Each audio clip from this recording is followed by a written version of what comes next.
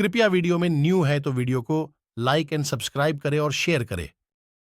तत्पश्चात अपने बाहुबल का आश्रय ले मन को सुस्थिर करके दुर्योधन ने राधापुत्र कर्ण से बड़े प्रेम और सत्कार के साथ अपने लिए हितकर यथार्थ और मंगलकारक वचन इस प्रकार कहा।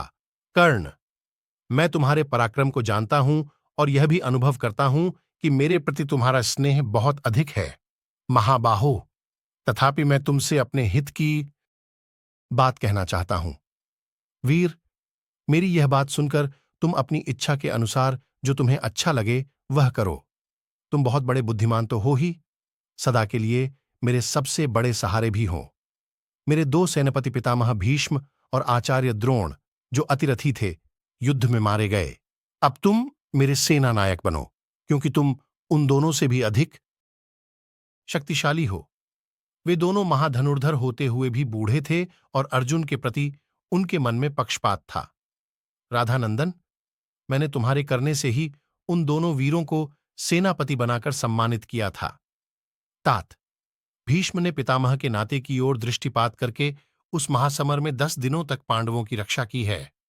उन दिनों तुमने हथियार रख दिया था, इसलिए महासमर में अर्जुन ने शिखंडी को आगे करके पितामह भीष्म को मार डाला था।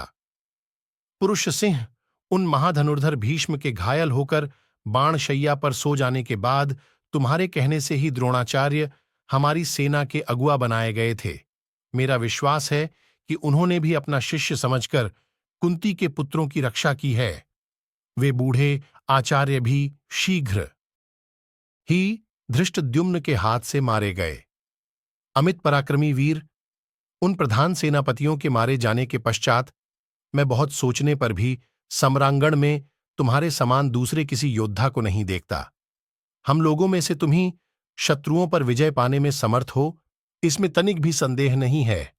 तुमने पहले, बीच में और पीछे भी हमारा हित ही किया है। तुम धुरंधर पुरुष की भांति युद्ध स्थल में सेना संचालन का भार वहन करने के योग्य हो, इसलिए स्वयं ही अपने आप को सेनापति के पद पर अभिषिक्त कराओ।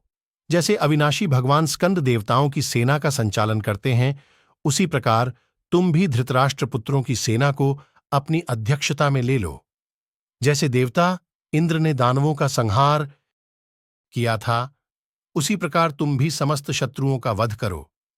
जैसे दानव भगवान विष्णु को देखते ही भाग जाते हैं, उसी प्रकार पांडव तथा पांचाल महारथी तुम्हें रणभूमि में सेनापति के रूप में उपस्थित देखकर भाग खड़े होंगे। अतः पुरुष सिंह, तुम इस विशाल सेना का संचालन करो। तुम्हारे सावधानी के साथ खड़े होते ही मूर्ख पांडव अन पांचाल और सृंजय अपने मंत्रियों सहित भाग जाएंगे। जैसे उदित हुआ सूर्य अपने तेज से तपकर घोर अंधकार को नष्ट कर देता है, उसी प्रकार तुम भी शत्रुओं को संतप्त एवं नष्ट करो। संजय कहते हैं, राजन, आपके पुत्र के मन में जो यह प्रबल आशा हो गई थी कि भीष्म और द्रोण के मारे जाने पर कर्ण पांडवों को जीत लेगा, वही आशा मन में लेकर उस समय उसने कर्ण से इस प्रकार कहा। सूत पुत्र अर्जुन तुम्हारे सामने खड़े होकर कभी युद्ध करना नहीं चाहते हैं।